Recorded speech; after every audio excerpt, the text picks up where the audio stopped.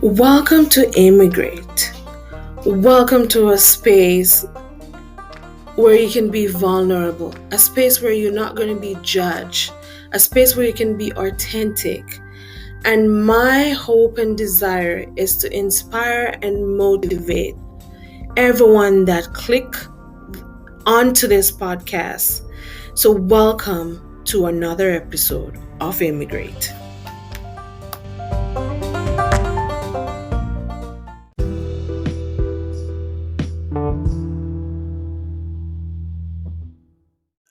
Welcome to Immigrate. Welcome to today's guest. His name is Hyder Hassen. He's a former CEO of Immigrant Service Calgary, is a business consultant, is a husband and a dad of three.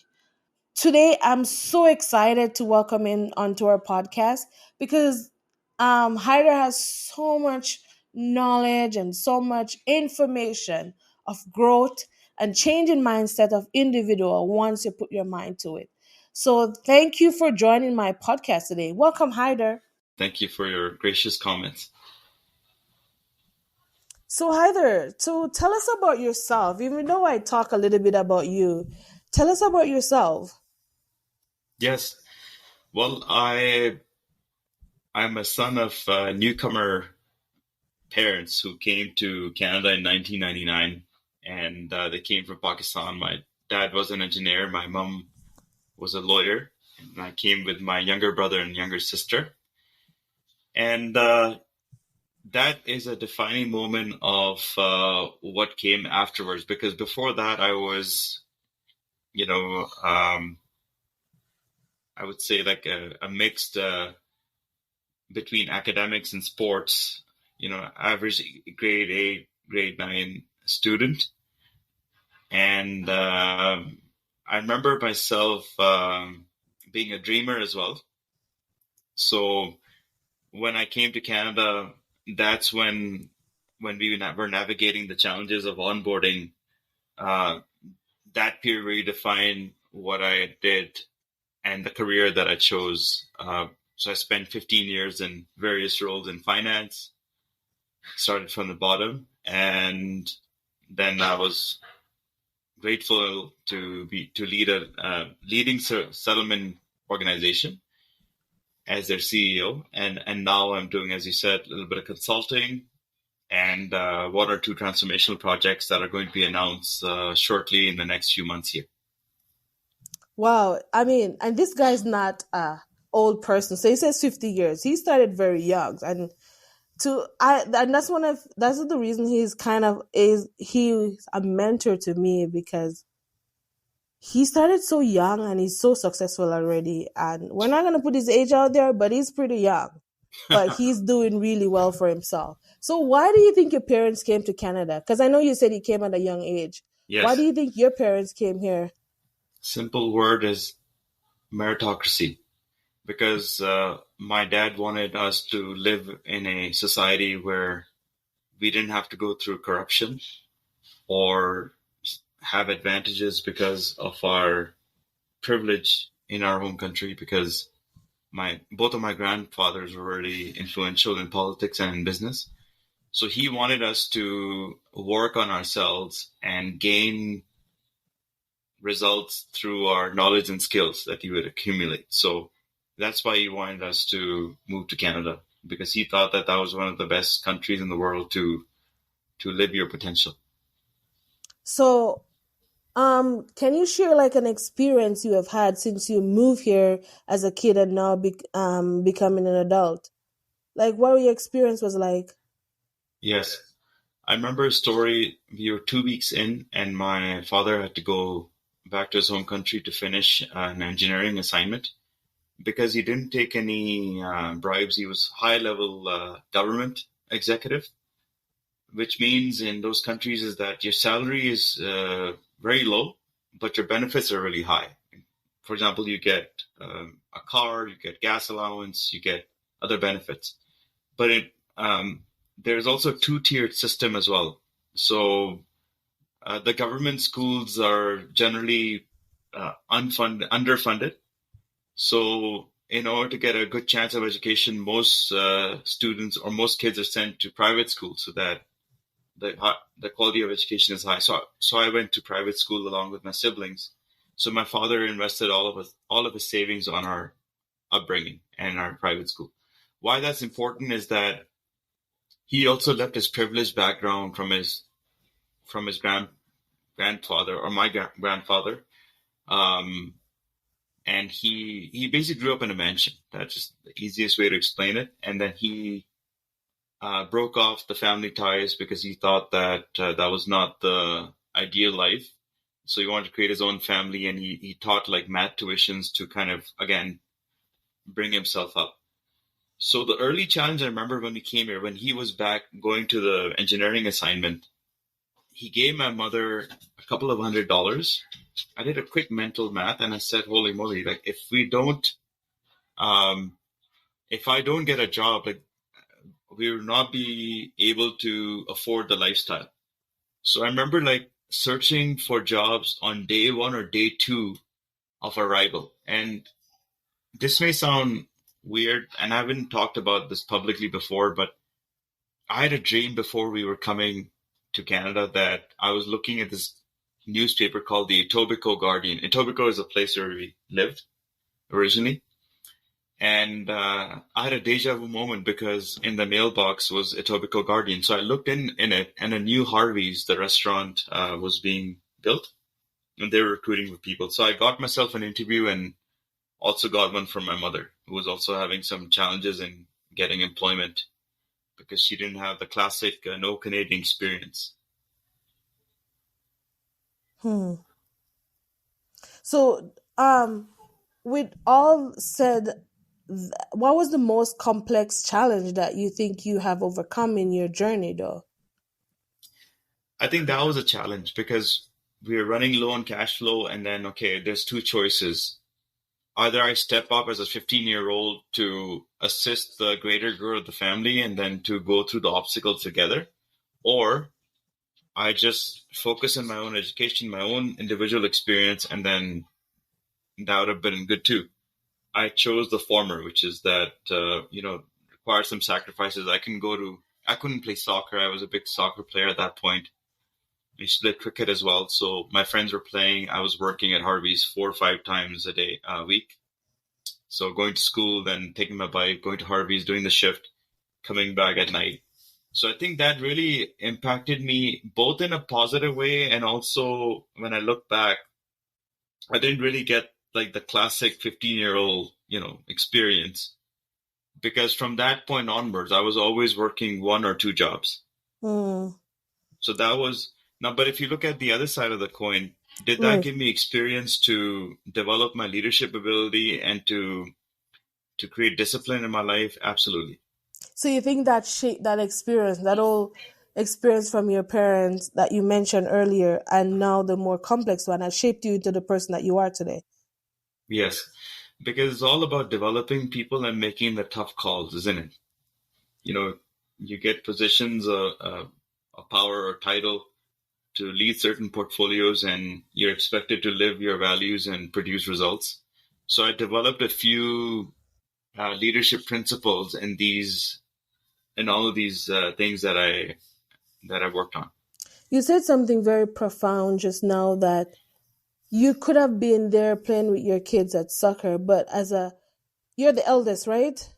I am, yes. So as the eldest, I think I'm eldest too, so we can bond on that because we always think of helping our younger siblings, right? So you That's right. step up and be like, you know what, my mom is having a difficult time right now finding a job, and I could be doing what normal kids is doing, but I'm gonna help my family. And I think that's so profound because a lot of young people don't have that mindset of doing it. But when you were 15, you thought of that to just help your family to survive in the little time they were going. And that, as you said, shaped you into the successful person that you are today. Because as I said earlier, you're one of the youngest person I've met who's so successful. And I don't say that without any we've had this conversation off camera and on camera now. And I always affirm you of how successful you are and the amount of things that you have accomplished and the amount of things that how many people you have helped in the time that you have been. And because of those principles that you have learned, I'm assuming when you were younger and the Hmm. mindset has shift. And you taught me about shift mindset, Hmm. and shifting your mindset can just put you into a spot where no one else can ever think of. That's right. I think you hit the nail on the head on the final one, because when you take on position powers, and this is from profound wisdom from like leaders who've been in the game longer than me and have more experience, but things that they would say is that are you trying to be a position title leader because you want to create your little fiefdom, or you want to be, let's say, a king or queen of that, or whatever position title you want to put in there? So is getting to the top really important just because of the title and the influence, or do you want to? What kind of impact do you want to have when you get to the top? And better yet, what are you today, and what are you trying to do to ensure that you continue to live the values when you get to the top? Hmm. You're full of so much wisdom, man. Lots So of if pain and suffering and failures. but if you should turn back to your younger 15 or self, Yeah, and what would you tell your younger self right now? yeah, that's an interesting one. See, the thing is, you mentioned both of us share a commonality. We are the eldest siblings.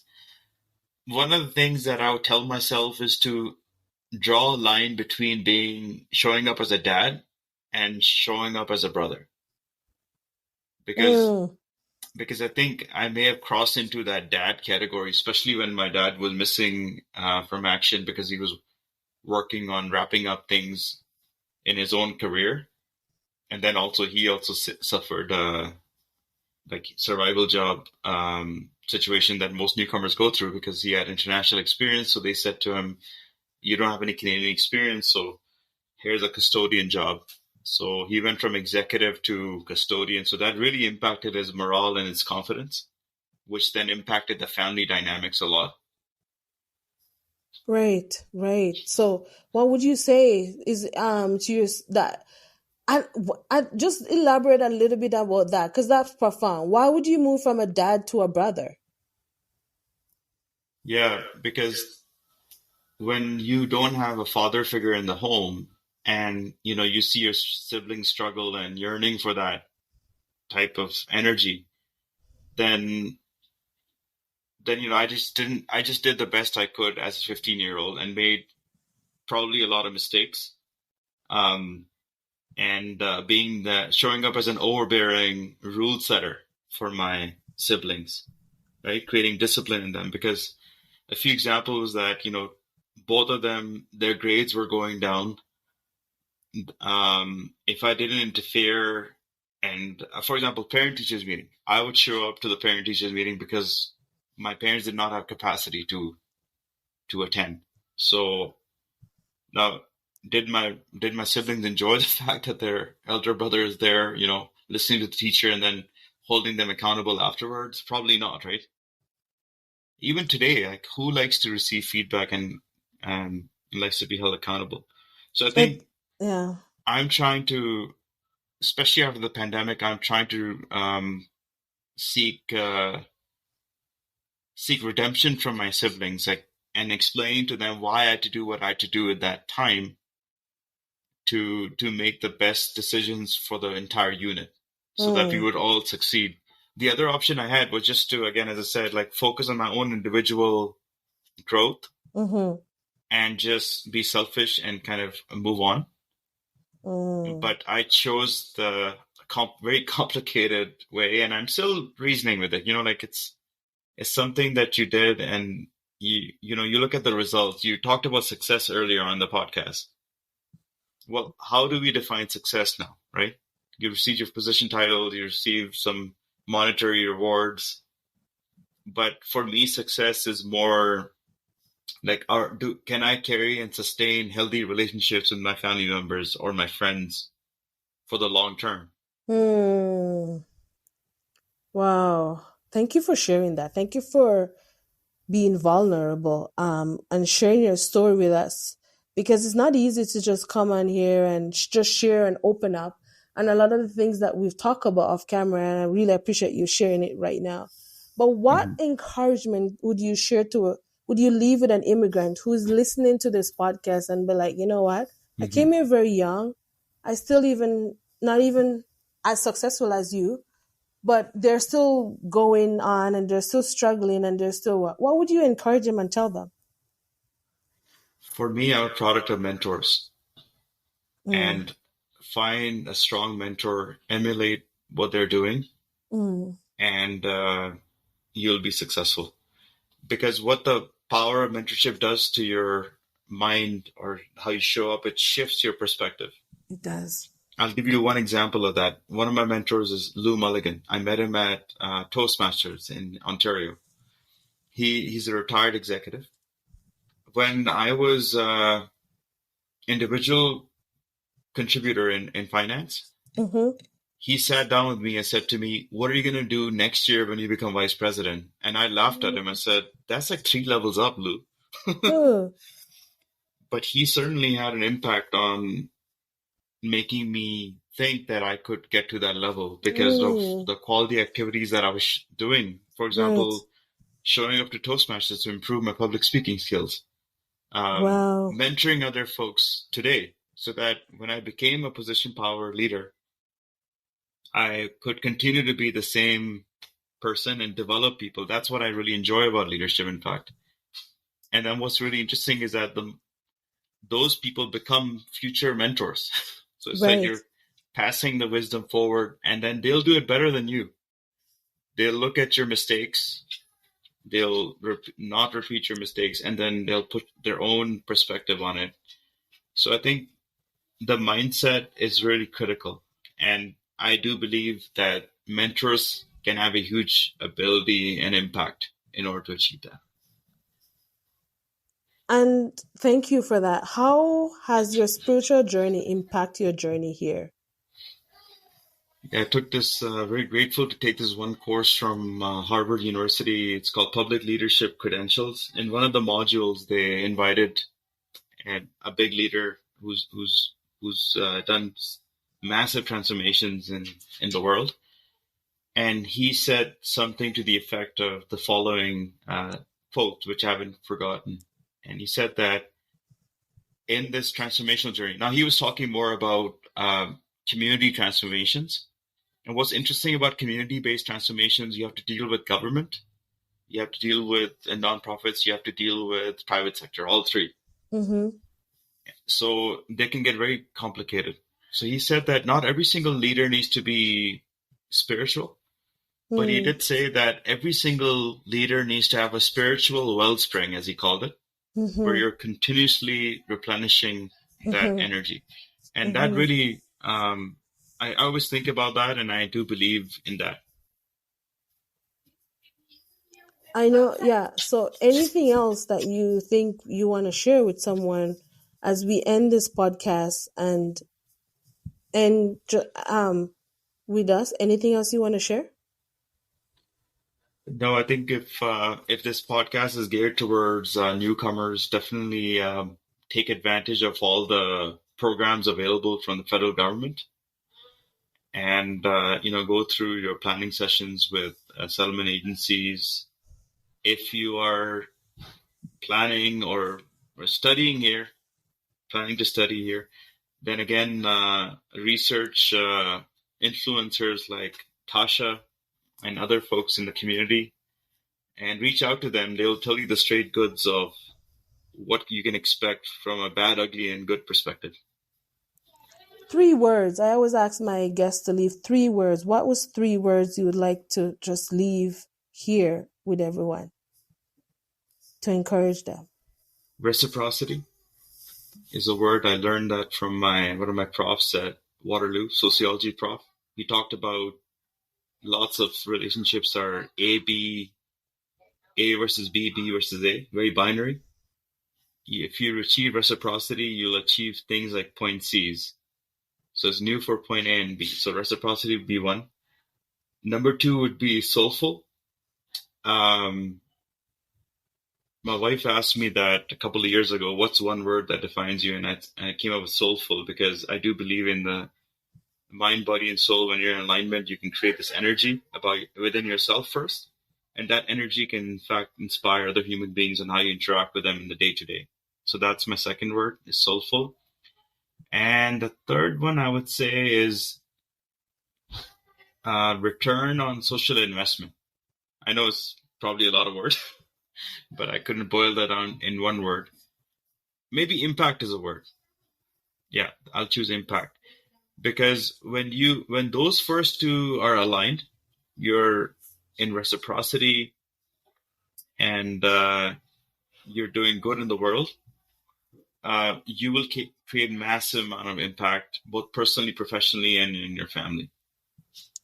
Oh, thank you so much for being so vulnerable.